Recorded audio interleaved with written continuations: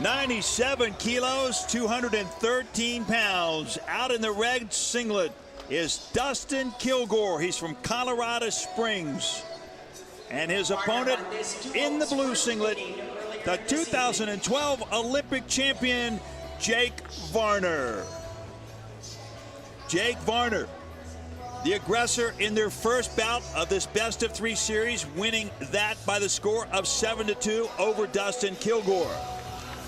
Jake Varner has got to feel a little bit, Jake Herbert, like this might be within his reach. Oh, absolutely. He's sitting real well right now, the defending 2012 Olympic gold medalist, and he's looking to build this, and I'm sure like he's going to tell you that this is going to be a great weekend for him, but next weekend's going to be a lot better.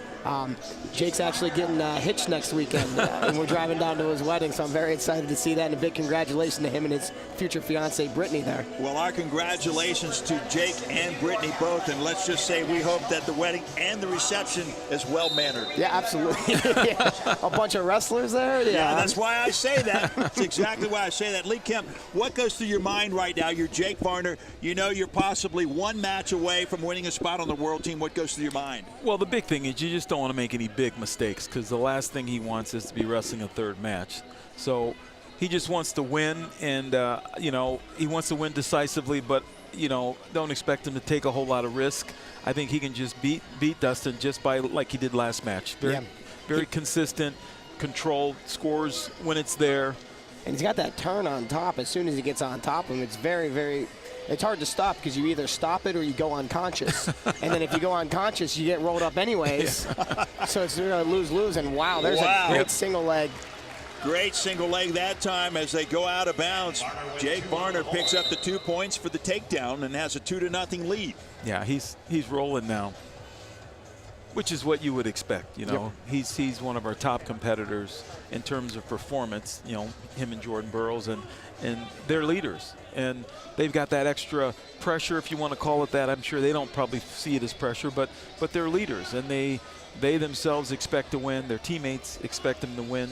So, and their coaches expect them to win. And you guys know this better than anybody else, but you talk about leadership in wrestling.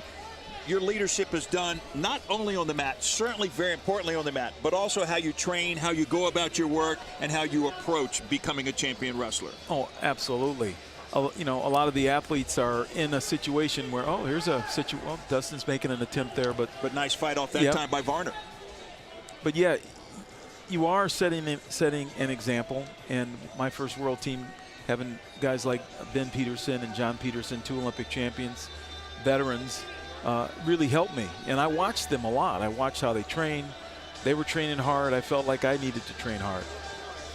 Well, you took that to heart, and I've read so many things that you've spoken about and written about in terms of preparing mentally for the physical rigors of going on to the Golden Circle in wrestling. Well, the mental part, and Jake, you know this too, from all the years you competed and the success you've had.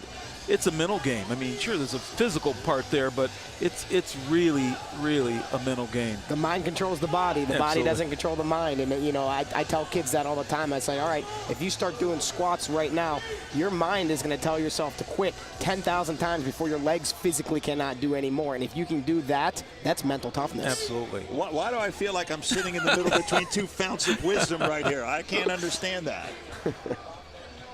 Right now, Varner's got a 2-0 lead over Dustin Kilgore.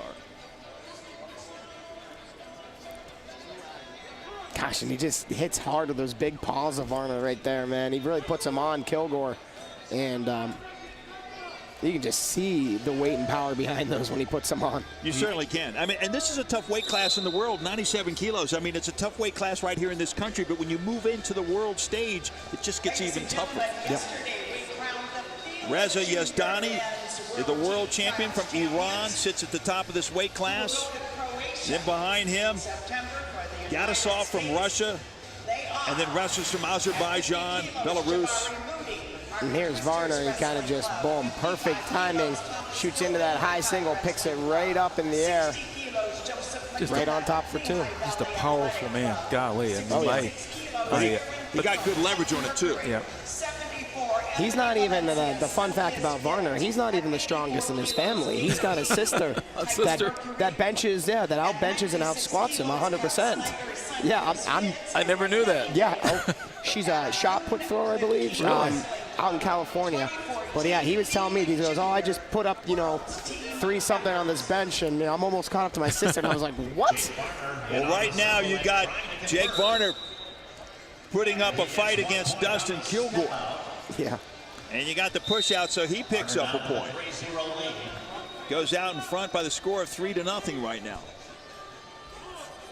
The line with Varner is plain and simply, Kilgore cannot make a mistake, number one, and he can't lean back at all, number two.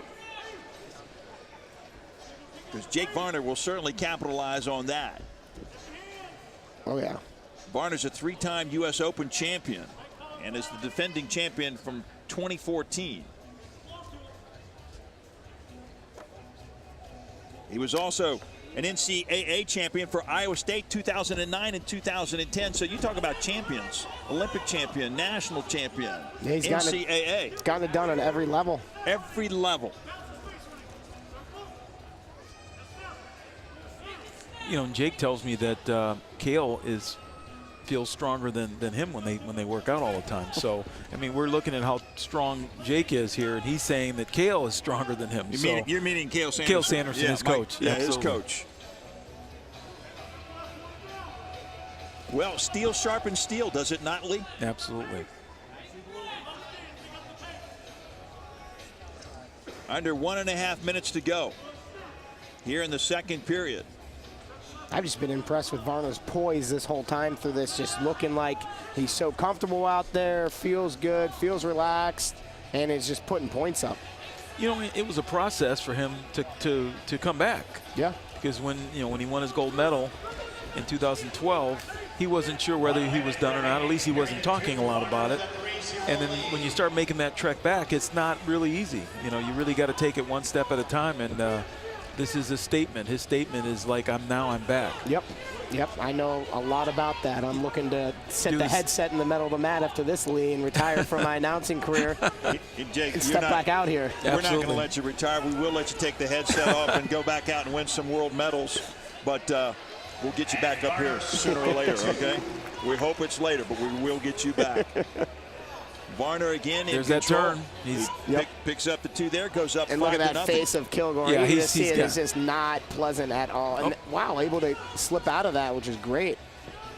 I was just, we were saying earlier that people that have that best in the world is Jake Varner and Nick Simmons have that turn. That's unbelievable right there. Kilgore couldn't get out of it last time, but that time he slipped out of it, but perhaps to no avail because as seconds tick away. Well, they were a little sweaty, too. That helped him. Yeah. Kilgore comes back around.